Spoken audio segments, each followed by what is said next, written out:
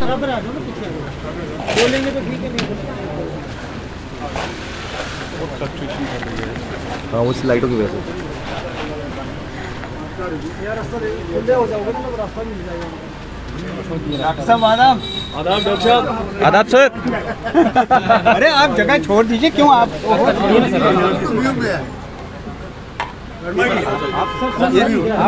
चलिए, आप रास्ता दे दीजिए थोड़ा।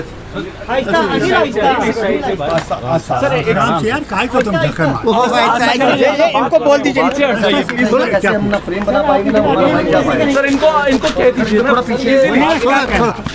थोड़ा पीछे हो जाओ ना। डॉक्टर साहब, मंत्री जी ने आज मीटिंग की है और उसमें आपको उसको कहा है कि आपको फुल गो है, जो भी आपको लगता है आप कर सकते हैं। बॉर्डर के हालात बने हम लोगों ने तो पूरा समर्थन प्रधानमंत्री को दे रखा है, उसके बाद तो हमारे साथ कोई सवाल होना नहीं। प्रधानमंत्री जाने जो काम करना वो करना है। तो सर जिस तरह पाकिस्तान का कहना है कि हमारे पास न्यूक्लियर वॉरहेड है और इस तरह से वो कह रहे हैं, तो क्या लगता है भैया हमारे पास भी न्यूक्लियर पावर है, उनसे पहले है। मुझे वाजपेयी जी का याद आता है जब मैं उनके साथ गया था पोखरण, तो उन्होंने वहाँ कहा था कि हम लोग कभी इसका इस्तेमाल नहीं करेंगे जब तक कोई और हमें जोर नहीं करे, हम पे पहला वॉर नहीं करे। हिंदुस्तान ने कभी भी आक्रमण पहले नहीं किया, वहीं से आया है और हमने जवाब दिया। आज भी हम लोग इस्तेमाल नहीं करेंगे, अगर वो इस्तेमाल करना चाहेंगे तो फिर हमारे पास भी वो है, खुदा करे कि ऐसी बात ना हो। सर वहीं आज कांग्रेस ने जैसे पोस्टर निकाला था, उसमें दिखाया कि प्रधानमंत्री गायब है। आपको लगता है कि ये कहाँ गायब है? उन्होंने गायब लिखा है। समझता हूँ दिल्ली में है, पता नहीं मुझे और कहीं गई है। तो डॉक्टर साहब 36 साल हो गए आप टेररिज्म को जूझते हुए। जम्मू कश्मीर को लोग मर रहे हैं, जम्मू कश्मीर में क्या सोल्यूशन रहना चाहिए? क्या पाकिस्तान को नेस्तनाबूद करना चाहिए टेरर कैंपस को? के देखिए, हमने हर वक्त कहा कि टेररिज्म हमें कबूल नहीं है।